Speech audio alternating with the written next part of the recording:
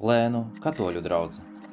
Tepat arī varena katoļu baznīca un pat katoļu mācītāji mūžatai blakus. Nav bieži izplatīta parādība luterāņu Kurzemē. Tā atrodas Kuldīgas novada Lēnu ciemā, dziļi Kurzemē, tālu no tradicionālās katoļu Latgales un Lietuvas pierobežas. 16. gadsimtā visas baznīcas katoļiem tika atņemtas un atdotas luterāņiem, kā arī notika ar Lēnu baznīcu. Bet 1722. gadā Durbas īpašnieks Ernsts Fromholts Ostenzakens Lēnu apgabalu iegādājas savā īpašumā. Ostenzakeni bija bagāta vācbaltiešu dzimte, kam piederēja daudzas zemes Kurzemē. Ostenzakeni, jeb Ostensakeni, Osteni no Sakas pils pie mūsdienu Pavilostas. Tajos laikos luterticīgie varēja precēt katoli tikai, ja luterticīgais pieņem katolicismu, kā arī ieguldījis katoļu misijas attīstībai. Tā notika arī ar Suitu novadu, kad kopā ar muižnieku arī vesels Suitu novads pārgāja katoļticībā. Arī Ernsts Fromholts Ostenzakens pats pāriedams katoļticībā, veco pussagruvušo baznīcu atdeva katoļiem. Tie tad dzīvoja jau no 18. gadsimta sākuma.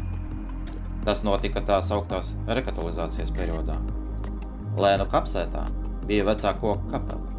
Tās vietā 1750. gadā par Livonijas bīskapa Jāzepa Puzinas līdzekļiem uzcēla pašreizēju baznīcu.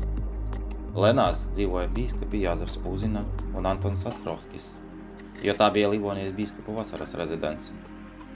Baidīdamies, ka pēc Kurzemes pievienošanas Krievijas impērijai Lēnu muižu konfiscēs, bīskaps Gedroids Lēnu muižu pārdeva Ostenzakeniem par 10 000 skudu.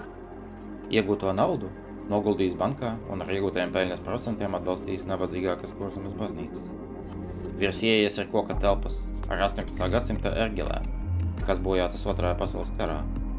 Dievnamā ir arī vairāki vērtīgi mākslas priekšmeti no 17. un 18. gadsimta. 2000. gadā uzcelts jauns galda altāris, kuru dāvinājuši neatkarīgās Maltas bruņinieku ordeņa kavalieri. Mācītāji muiža atrodas greznā vietā pie Ventas. Pašlaik tur dzīvo strādīgā ģimene, kur viens no dēliem ir mazais runīgais topošais priekšnieks. Kādreiz pie mācītāju muižas bija vairākas saimniecības ēkas. Tagad palika tikai dzīvojamā ēka, kurā arī cieta karā. Tepat bija arī baznīcas krogs pie pašas Ventas. Bet pie dzirnavām netālu arī ērcoka krogs. Uz Ventas tepat netālu atrodas krāces, kuras patīk laivotājiem. Dievkalpojumi baznīcā notiek vienu reizi nedēļā, svētdienās, bet tā ir atverta katru dienu.